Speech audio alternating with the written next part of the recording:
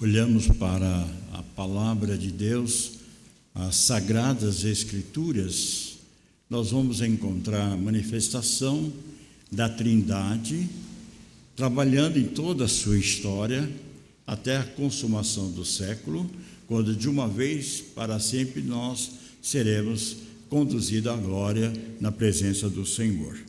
Mas quando nós olhamos para o começo da história, nós temos um Deus que vem e diz a um homem que através dele faria um povo especial, um povo separado, um povo diferente. Deus escolheu Abrão e chamou para ser esse povo diferente de todas as nações, para que entendesse que é um Deus soberano, um Deus que governa todas as coisas, e todo quanto obedecer a esse Deus soberano é abençoado. Quando ele diz, então, lá em Gênesis 12, ele diz assim, que de ti farei uma grande nação, te abençoarei e te engrandecerei o nome, então se tu uma bênção, Abrão. Mas ainda ele diz, abençoarei os que te abençoares e amaldiçoarei os que te amaldiçoarem. Em ti serão benditas todas as famílias da terra. Deus então vem trabalhando com este povo, com essa família que ao passar dos anos foi crescendo, foi se multiplicando, e a história registra também em Êxodo 12 que passava de mais de 2 milhões entre homens e mulheres e crianças quando saíram do Egito para a terra prometida. Deus vem trabalhando ao longo de toda a história com uma igreja muito especial. Não é diferente no passado, não é diferente nos dias de hoje. O mesmo Deus de ontem, de hoje, o será para sempre.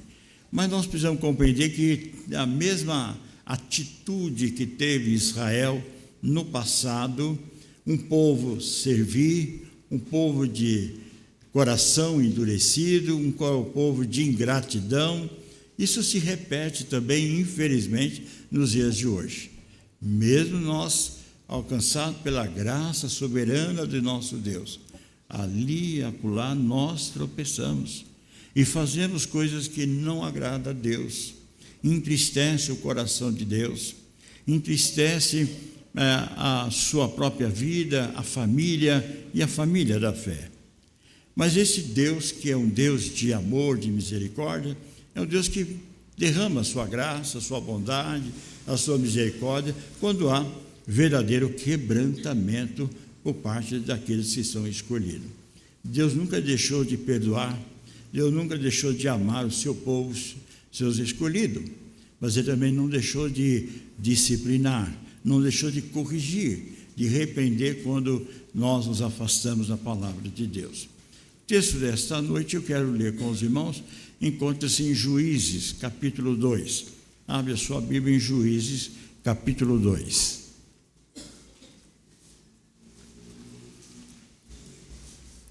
Versículo 6 até o versículo 23. Juízes, capítulo 2, versos 6 a 23.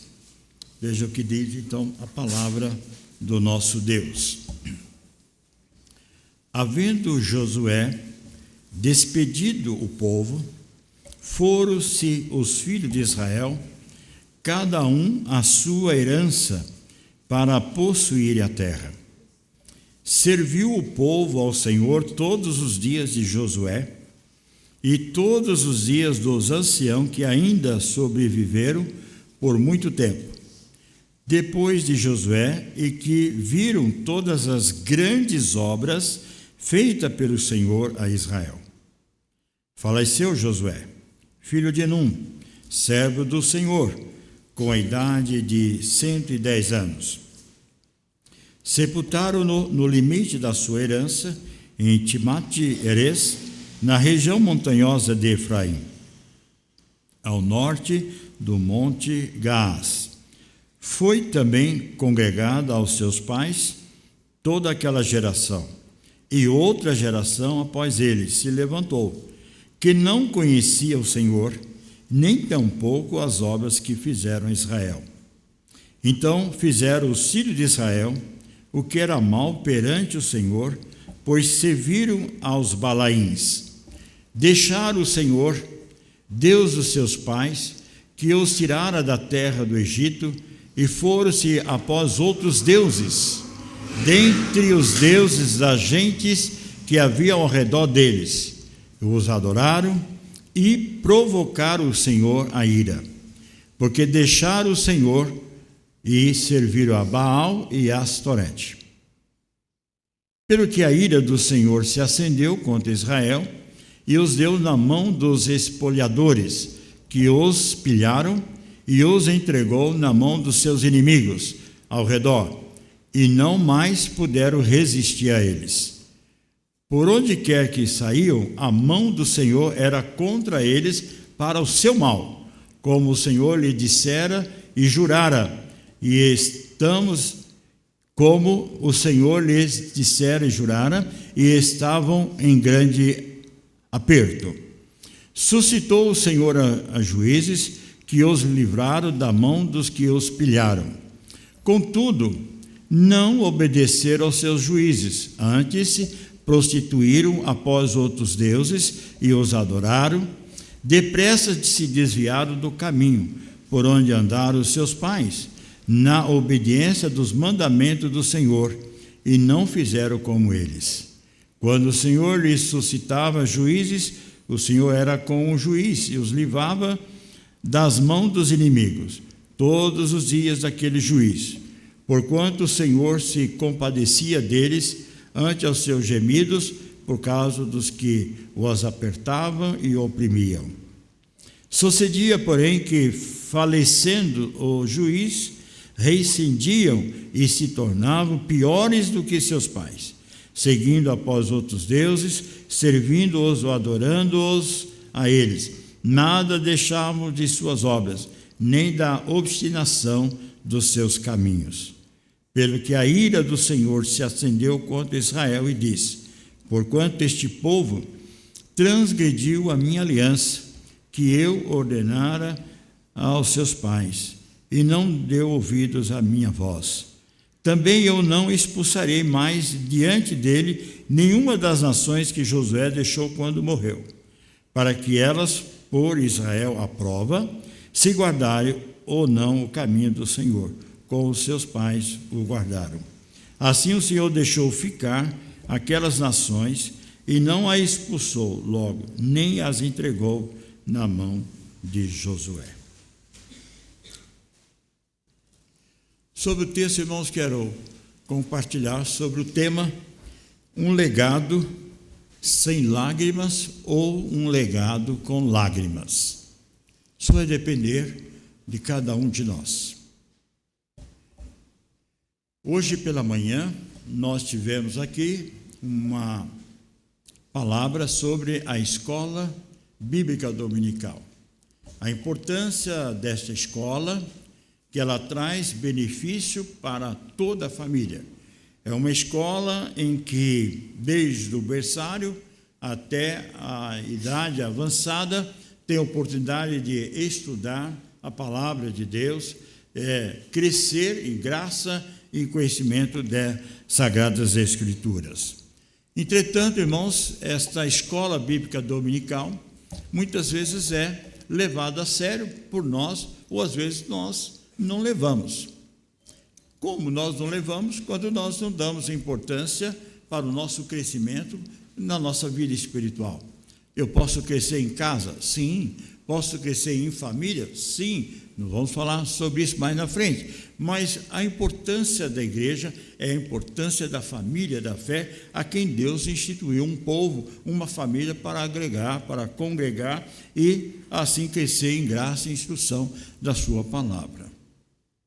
Mas quando nós olhamos para esta nação, o povo de Deus, o povo de Israel, nós ficamos tristes, muito tristes pela ingratidão deste povo.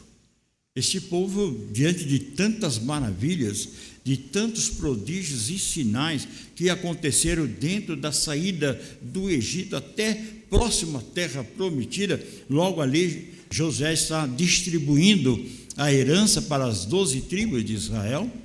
Diante de todos esses feitos, era para o povo não esquecer. É para passar geração após geração os grandes feitos do Senhor. Às vezes é isso conosco também. Há tantos anos atrás, a palavra de Deus nos alcançou e nós temos a responsabilidade de passar pela geração futura, nossos filhos, os filhos dos nossos filhos, a responsabilidade que pesa sobre a família da fé. No entanto, muitas vezes nós vamos vacilando na nossa trajetória da vida cristã e deixando, muitas vezes, as coisas principais, primordiais, importantes da nossa vida, que é a vida espiritual, não só da família, dos filhos, como da igreja do Senhor, às vezes em segundo plano. Esse texto mostra, então, que essa geração, conforme o verso 6 até o verso de número 7, foi um povo que viveu nos dias de Josué. Depois, conforme o verso 8, com a morte de Josué, alguns anciãos ainda sobreviveram depois da morte de Josué, e eles deram o quê? Prova do amor de Deus. Eles não esqueceram de falar para os seus filhos, eles não esqueceram de transmitir à sua geração os grandes feitos de Deus. Foge que eles ali fizeram de forma que toda geração tivesse lembrança não só da Páscoa, da libertação, dos mandamentos, da lei de Deus, conforme registra em Deuteronômio, para que não viesse desviado do caminho do Senhor. Então esse povo sobreviveu bastante e até assim, depois de algum tempo, com a morte de Josué. Mas o que aconteceu com o passar de alguns anos? Desde o verso 11, verso 10, ou melhor, o verso 11, que diz o seguinte: então fizeram os filhos de Israel o que era mal perante o Senhor, pois serviram a Balaíns. Meus irmãos, parece algo absurdo, né? Mas é uma realidade, muitas vezes, nos dias de hoje. Nós deixamos de andar, às vezes, no caminho do Senhor, para servir algum Deus estranho, um Deus que não edifica, um Deus que não glorifica, um Deus que não abençoa. Nós substituímos esse Deus da nossa verdadeira comunhão ao Senhor para colocar Deus em outro lugar. E isso muitas vezes entristece o coração de Deus. Conforme o texto diz aqui que depois dessa geração que passou, levantou uma geração que não conhecia o Senhor e nem pouco as obras que fizeram a Israel. Ou seja, deixaram de falar, deixaram de ensinar, deixaram de dizer as coisas que Deus realizou na sua obra, no seu povo. Dê uma olhada na Bíblia, irmãos. Eu vou citar alguns textos aqui, quero que você acompanhe comigo. Veja aí em um texto de Juízes, no capítulo 3, versículo 7, a primeira parte desse versículo diz assim: depois de entrar um outro juiz, depois de dar a libertação e paz, olha o que acontece. Os filhos de Israel fizeram o que era mal perante o Senhor e esqueceram do seu Deus e renderam cultos a Balaíns e a postos ídolos. Veja, eles clamaram, viram que estava numa situação difícil, Deus levantou um juiz, o povo foi libertado, guardado, protegido. Passaram algum tempo, lá vai o povo de novo, prevaricando contra Deus. Veja, irmãos, ainda no verso 12, um outro momento. Tomaram então os filhos de Israel a fazer o que era mal perante o Senhor, mas o Senhor deu o poder a Eglon, rei dos Moabitas, contra Israel, porquanto fizeram o que era mal perante o Senhor. Nossa, que ingratidão! Para por aqui? Não. No capítulo 4, verso 1, olha que Deus vai dizer de novo que esse povo fez. Os filhos de Israel tornaram a fazer o que era mal perante o Senhor, depois de falecer o Eudes. Quer dizer, deixaram de fazer aquilo que agrada a Deus. No capítulo 6, verso 1, depois da morte de um outro juiz, levanta um novo clamor. Depois da Débora vem um grande clamor, diz o verso 1, capítulo 6. Fizeram os filhos de Israel o que era mal perante o Senhor, por isso o Senhor os entregou nas mãos dos midianitas por 7 anos. Deus estava tão irado com esse povo que durante 7 anos vou castigar Israel para se quebrantar diante de mim. Bom, eu acho que isso aí resolveu. Houve, acho que, o quebrantamento, houve restauração. No capítulo 10, vamos ver se houve realmente essa mudança no coração do povo. 10, verso 6. Tornaram os filhos de Israel fazer o que era mal perante o Senhor e serviram aos Balaíns e a Astarote, aos deuses da Síria e aos de Sidom, de Moabe, os filhos de Amon e dos filisteus. Deixaram o Senhor e não o serviram. E por fim, o capítulo 13, verso 1. Tendo os filhos de Israel tornado a fazer o que era mal perante o Senhor, que esse os entregou nas mãos dos filisteus por 40 anos. Irmãos, um povo rebelde, um povo insubordinado, um povo que diante de tantas coisas boas, prevaricando sempre contra Deus. E Deus com misericórdia. O povo clamava, o povo entrava em sofrimento, pedia misericórdia a Deus, Deus o abençoava. Mas era só, está tudo bem em casa, é tudo bem com o povo, com a nação, vamos prevaricar.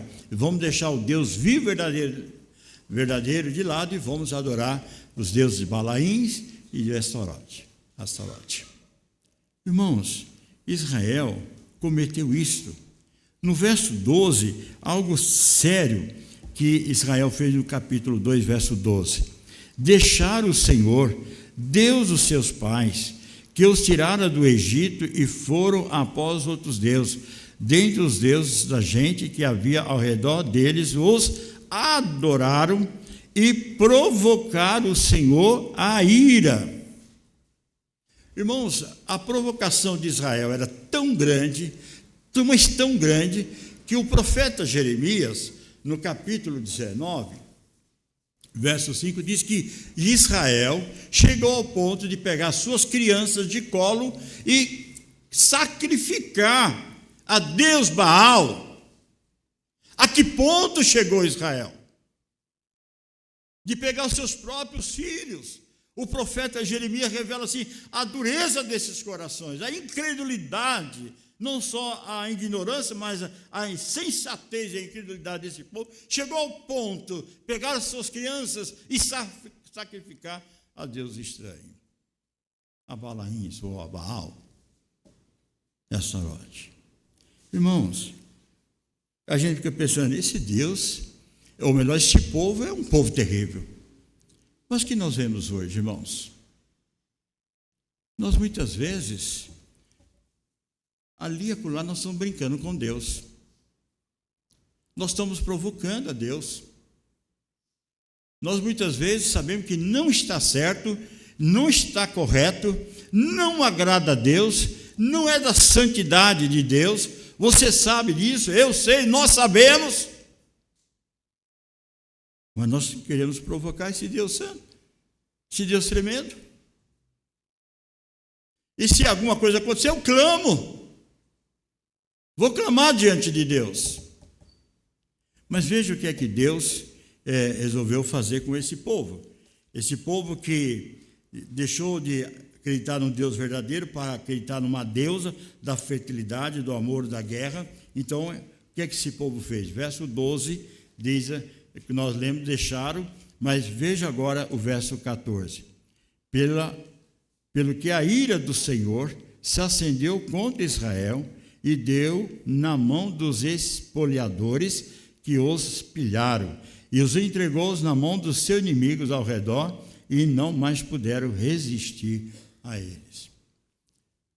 Quando nós olhamos as batalhas que teve o povo de Israel, da terra do Egito até chegar à terra prometida, foram muitas vitórias que Israel viu pela mão poderosa do Deus vivo e verdadeiro. Só que agora Deus diz assim, não vou mais abençoá-los, vou colocar espoliadores, vou colocar pessoas que vão saquear tudo que vocês têm. Vão tirar tudo de vocês, vão pilar como um monte. Vocês não terão mais sucesso e nem bênção no seu campo e na sua lavoura, porque vocês me provocaram, o Deus Santo e vivo e verdadeiro. Irmãos, eu fico pensando se isso acontecer conosco nesse Brasil. Se isso acontecer conosco, se ainda no momento da história nós não tivermos mais liberdade de cultuar, não tivermos liberdade mais do que é nosso, que é de direito, como que nós vamos ver essa situação? Nós estamos preparados ou vamos lembrar do povo de Israel? Que quantas vezes nós devíamos estar quebrantados diante de Deus, um grande clamor em obediência à sua palavra. Mas nós resolvemos deixar Deus em segundo plano e não fazer aquilo que agrada a Deus. O texto nos leva ainda, irmãos, a dizer o seguinte, que o pecado sempre empobrece e reduz os seus participantes à fraqueza e à escravidão. Quando o pecado não é confessado, quando o pecado não é extirpado da nossa vida, mas ele é agasalhado, ele é tratado com muito carinho na nossa vida, esse pecado vai aos poucos nos machucando, nos ferindo, até chegar à escravidão e não ter mais o que fazer. Israel, quando estava em obediência a Deus, era vitória sobre vitória. Agora Deus está dizendo o seguinte, agora não darei mais vitória. Diz o verso 15, por onde quer que saiam, a mão do Senhor era contra eles para o seu mal. Ou seja, pode correr de um lado, pode correr do outro lado, mas eu levarei os inimigos para afrontá-los, para repreendê-los, até que haja verdadeiro quebrantamento. Muitas vezes, irmãos, nós clamamos por Deus, pedimos a Deus misericórdia por isso e por aquilo. Senhor, tem misericórdia, eu não farei mais isto, eu feri o coração de ti, da minha família, da igreja, não farei mais isso, tenha misericórdia. Deus é misericordioso, mas muitas vezes a nossa confissão é uma confissão de lábios e não de coração. Quando Deus deu a lei lá em Deuteronômio, ele diz o seguinte, no capítulo 10 de Deuteronômio, ele diz algo muito interessante para nós, verso 16, diz assim, circuncidai, pois, o vosso coração, e não mais endureçais a vossa cerviz.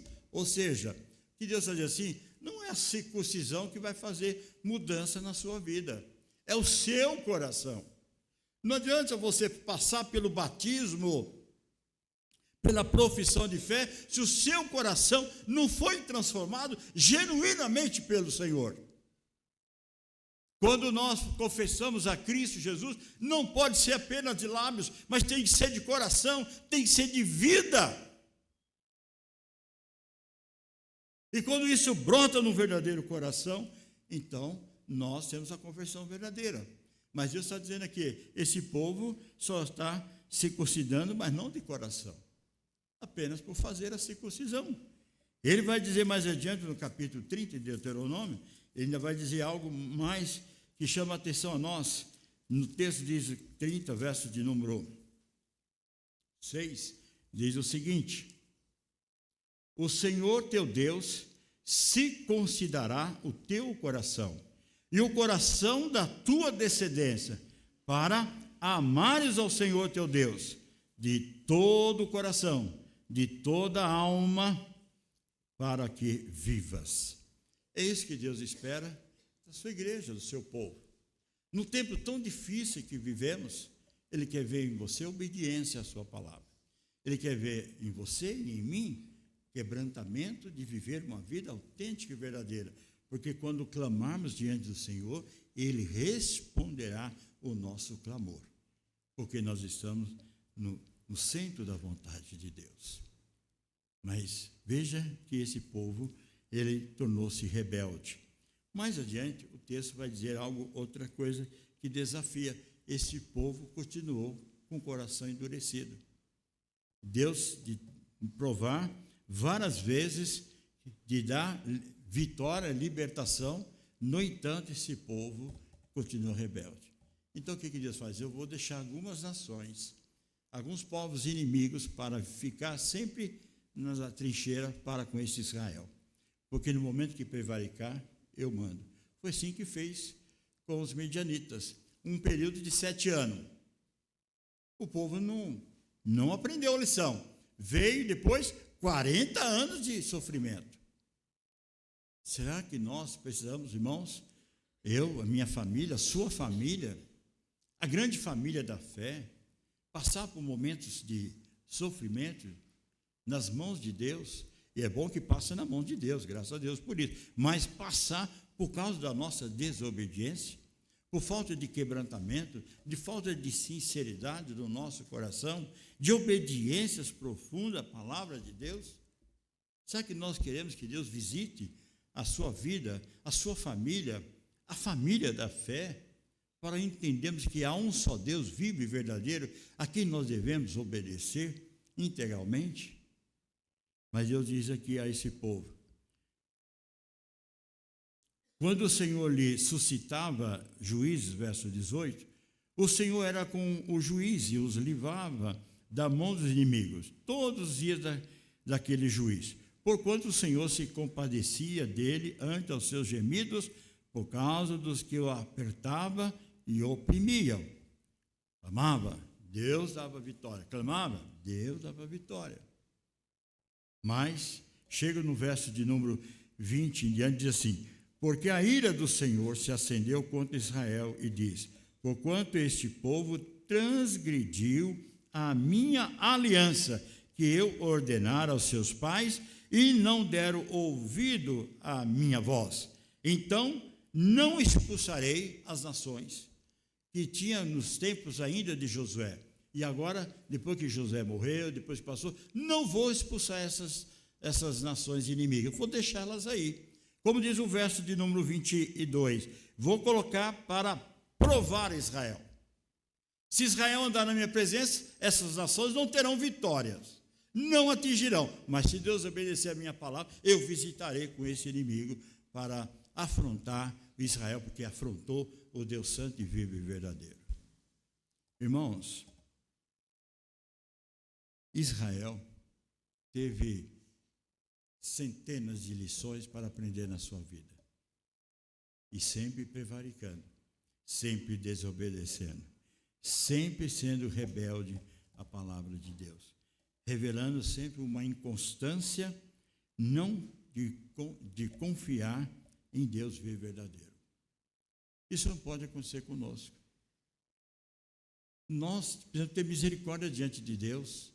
Senhor, tantas lições do passado e a prova do seu grande amor, quando o Senhor veio até nós, trouxe a obra da redenção, pagou por esse preço alto, fomos redimidos pela graça de Deus, cantamos nessa noite, graça sobre graça. Deus fez esse grande milagre na nossa vida.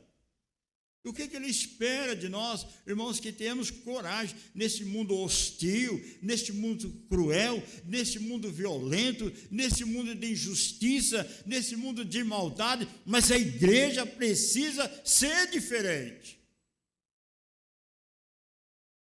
Pagando, se for preciso, pela própria vida. Agora, amados irmãos, que legado você quer deixar para a sua geração? Que legado é esse? A geração que virá, seus filhos, seus netos, eles vão andar de acordo com a palavra de Deus? Ou eles vão desconhecer a palavra de Deus? Ou eles vão abrir mão dessas coisas que você deixou, nós deixamos de levar a sério, de ensinar às nossas gerações? Como será daqui 20 anos?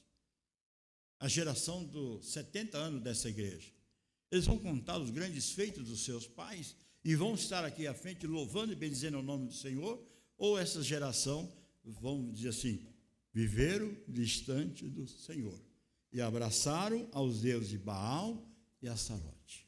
Ou Deus da fertilidade, do amor, da guerra, da prostituição, da lascívia e tudo quanto que não presta, eles no passado estavam adorando. Mas que caminho que nós podemos, irmãos, deixar para a geração vindoura? Que legado é esse? um legado com lágrimas ou um legado sem lágrimas? Talvez você possa derramar lágrimas agora na educação dos seus filhos, da nossa família, da família da fé, para que dias de amanhã sejam dias de grandes lágrimas também, mas de alegria. Mas essas lágrimas não são lágrimas de tristeza, de alegria, porque os nossos filhos estão presentes. Aqui eram lágrimas de tristeza, porque Deus visitou Israel por desobedecer a sua palavra. Na escola dominical, portanto, nos traz alguns ensinos que é desafiador para todos nós. Como nós podemos lembrar os nossos filhos das promessas que Deus estabeleceu na sua palavra? Diante de todo o quadro de Juízes 12, 6 a 23, que isso não seja uma realidade na sua família, nem na minha família, nem na família da fé. Então, para isso, o que Deus espera de nós? Algumas coisas. Primeiro, instruí-los na crença que temos nas Sagradas Escrituras. Quando você olha para Deuteronômio capítulo 6, verso 4, até o verso 9, diz assim, como você deve ensinar, como você deve inculcar, como deve você falar das coisas que estão relacionadas ao nosso Deus. Isso é sério, irmãos.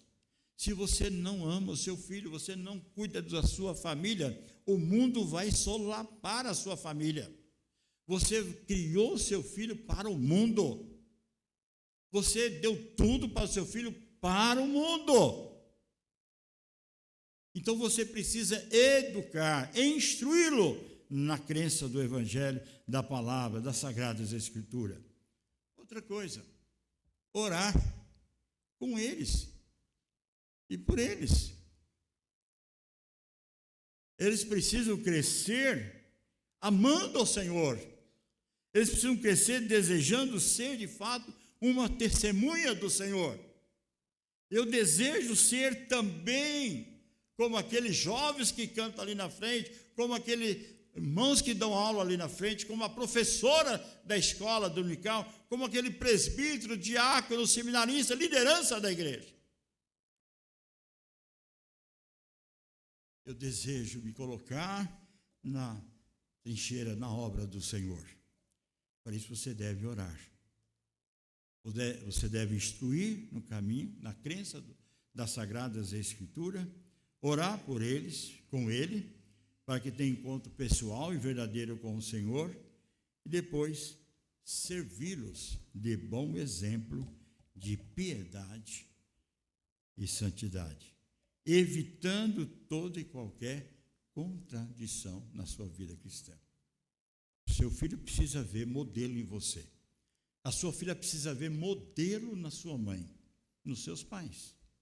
Modelo na liderança. Modelo no professor da escola dominical. Modelo na família da fé. Irmãos, Josué foi embora e, passado algum tempo, a geração esqueceu de Deus. Espero que a minha geração, a nossa geração, que um dia vai passar, mas que a geração que virá possa não esquecer dos grandes feitos do Senhor, que aprendeu de você, que aprendeu de mim, aprendeu de cada um de nós, os grandes feitos de Deus, como diz a palavra do Senhor.